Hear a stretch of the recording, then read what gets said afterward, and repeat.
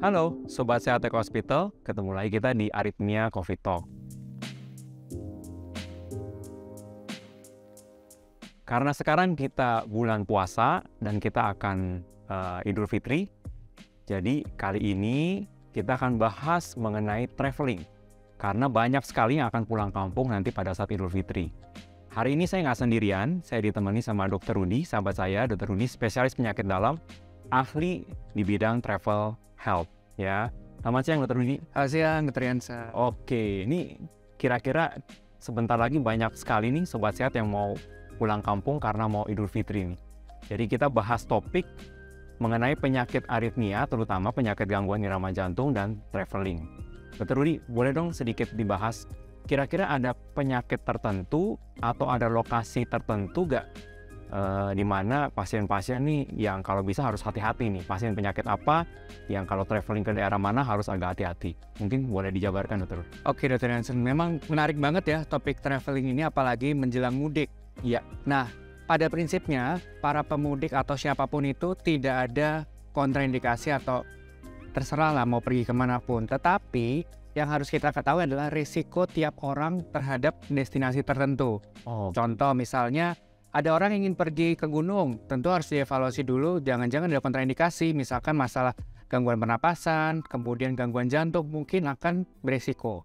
Kemudian misalnya akan bepergian ke daerah-daerah yang seperti mau berenang atau mungkin ekstrimnya mungkin snorkeling diving, itu juga harus dievaluasi, misalnya ada gangguan masalah di THT atau tidak. Gitu. Selebihnya mungkin tergantung dari kondisi masing-masing individu.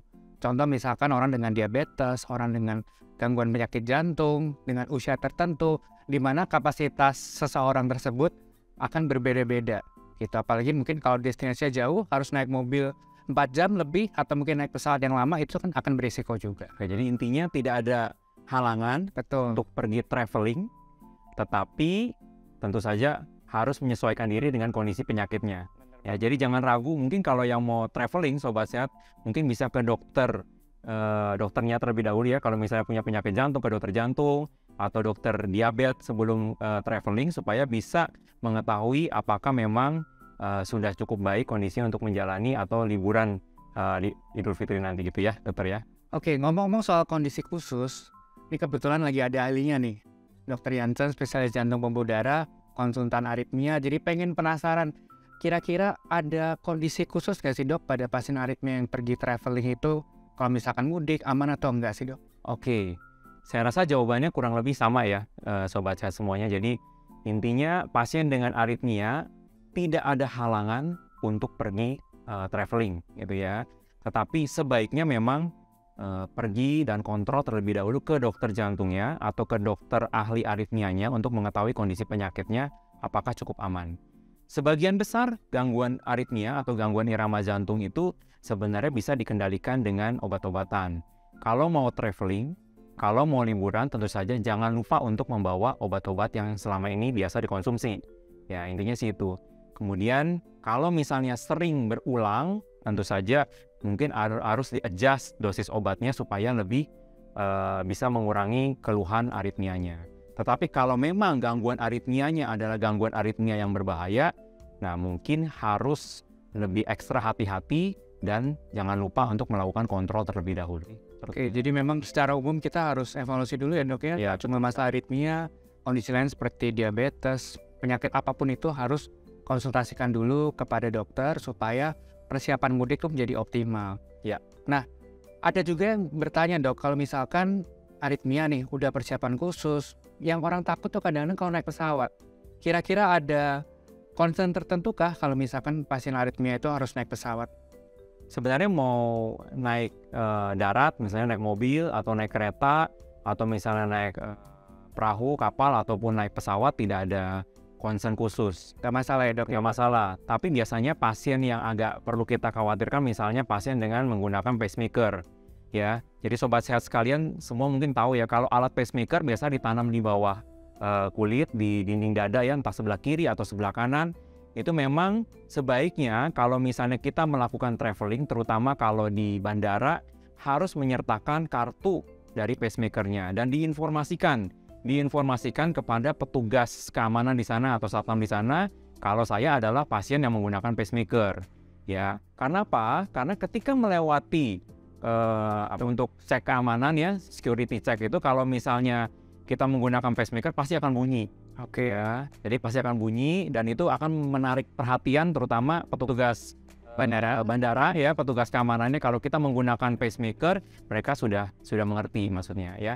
Tetapi bukan berarti tidak boleh atau misalnya kalau kita melewati itu kemudian jadi rusak pacemakernya, enggak. Cuman memang akan bunyi aja. Jadi memang harus menjadi perhatian untuk memberitahu kepada petugas di lapangan kalau misalnya kita adalah pasien aritmia yang menggunakan device khusus seperti itu. Nah, ngomong-ngomong soal aritmia nih, kira-kira Dr. Rudy ada input nggak? Pasien dengan aritmia atau penyakit jantung gangguan irama ini apa yang mesti dipersiapkan nih kalau traveling ini?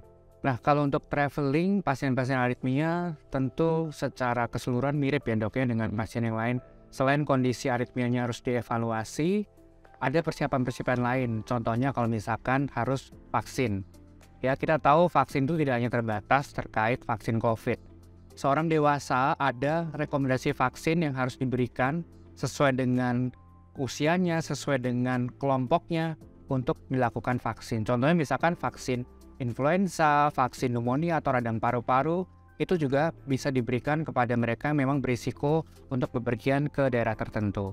Oke, kalau untuk pasien, apakah ada yang jadi special concern kalau pasien mana yang sebenarnya kalau vaksin itu kita harus hati-hati atau memang sama aja? Semua pasien boleh kita vaksin tanpa ada perhatian khusus gitu. Atau misalnya ada penyakit khusus yang kita harus hati-hati nih. Oh, misalnya pasien dengan jantung atau pasien dengan misalnya diabetes yang belum terkontrol. Kalau misalnya mau vaksin harus hati-hati. Tidak ada kondisi khusus, artinya tidak ada concern khusus. Kecuali misalnya orang itu lagi kondisi akut. Misalkan lagi demam, lagi ada infeksi, ya tentu vaksin tidak bisa diberikan. Tapi di luar itu, entah itu kondisi diabetes, kondisi hipertensi, kondisi apapun itu boleh diberikan vaksin.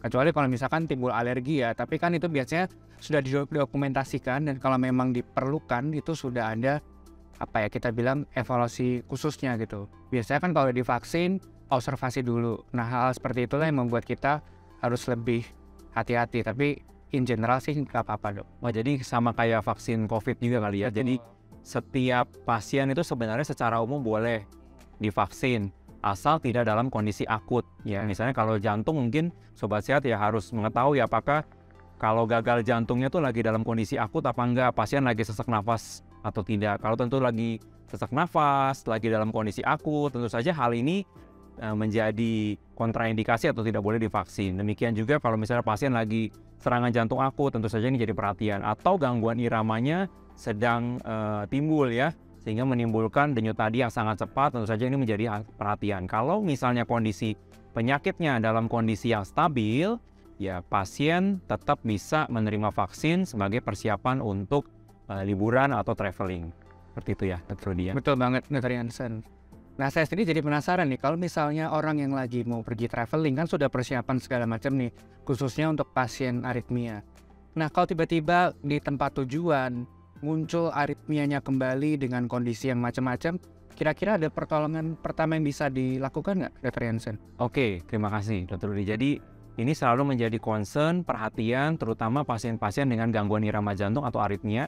Beberapa pasien saya sangat cemas dan sangat khawatir untuk bepergian. Kenapa?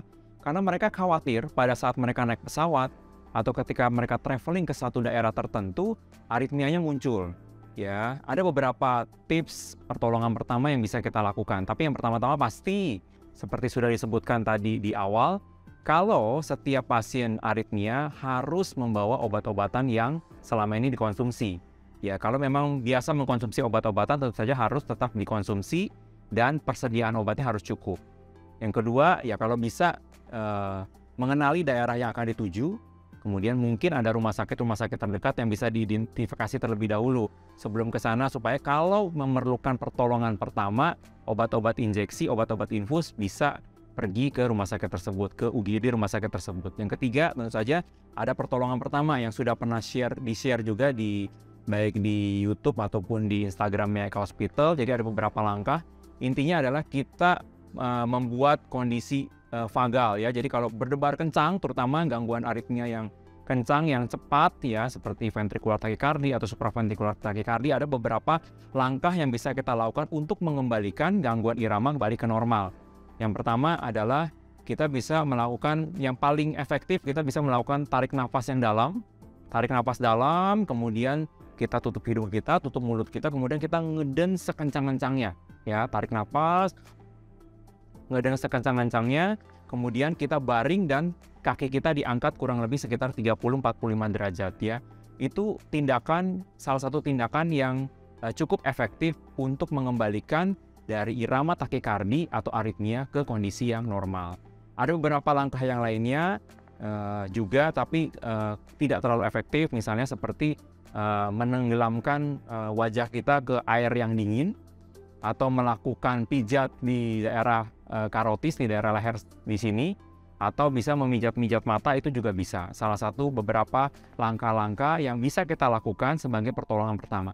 Tetapi yang terbukti cukup efektif adalah melakukan tindakan tadi, menarik nafas dalam, kemudian menutup mulut, menutup hidung, kemudian ngeden sekuat-kuatnya, ya, kemudian kita lakukan dalam kondisi yang berbaring dan kaki diangkat kurang lebih 30-45 derajat. Saya rasa itu yang harus atau tips yang bisa digunakan oleh para penderita gangguan irama jantung atau aritmia ketika irama jantungnya atau irama aritmianya muncul saat traveling.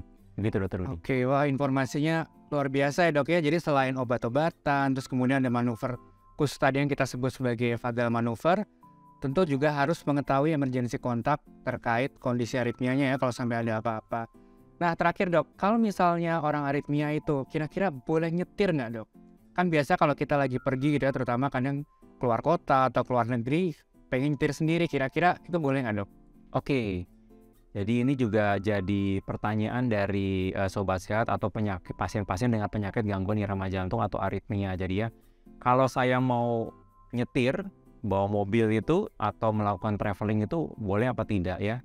Semua tergantung dari kondisi aritmianya. Jadi aritmia itu ada yang gangguan irama yang pelan, ada gangguan irama yang cepat ya. Sebagian besar atau lebih dari 90% pasien dengan gangguan irama jantung atau aritmia adalah kondisi yang mild atau ringan, bahkan tidak ada gejala sama sekali. Atau gejalanya sangat ringan, hanya berdebar-debar saja.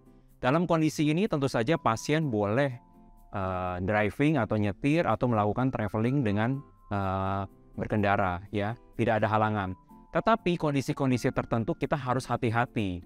Ada beberapa pasien yang termasuk aritmia yang berbahaya atau aritmia yang maligna, sehingga ketika timbul gangguan iramanya, beliau bisa sampai pingsan. Ada beberapa pasien saya juga seperti itu, jantungnya sampai sangat cepat sekali, lebih dari 200, kemudian pasien bisa pingsan. Nah, kalau pada pasien-pasien atau kondisi seperti ini, disarankan ya ketika driving tentu saja harus ada teman yang menyertai ya, supaya temannya ini akan bisa membackup kalau memang terjadi sesuatu.